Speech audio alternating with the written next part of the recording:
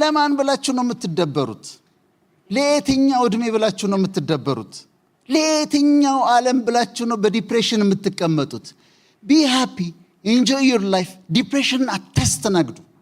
ዲፕሬሽን ብቻ አይደለም፣ ምሬትን፣ ብስጭትን፣ ንዴትን፣ ቢተርነስ፣ መራራነት፣ ግራጅስ፣ ቂም መያዝን አያስፈልግም። ከእናንተ ከህይወታችሁ አስወግዱት። መራራነት ሲመጣ አስወግዱት። ንዴት ሲመጣ አስወግዱት። ብስጭት ሲመጣ አስወግዱት። ኢሞሽናሊ ዌል መሆን አለባችሁ፣ ጥሩ ጤነኛ ኑሮ እንድትኖሩ። መንገድ ላይ የሚጠሏችሁ ሰዎች ካያችሁ፣ ጥቁሮች ቢሆኑ ነጮች ቢሆኑ የሎ ቢሆኑ፣ እናንተን አይደለም እኮ የሚጠሉት፣ ራሳቸውን ነው እኮ የሚጠሉት። ሰልፍ ሄትሬድ ስላላቸው ነው ለእናንተ ጥላቻ የሚያሳዩአችሁ። who cares? አንተ ያልክ ተመናጨክ ምን አለ?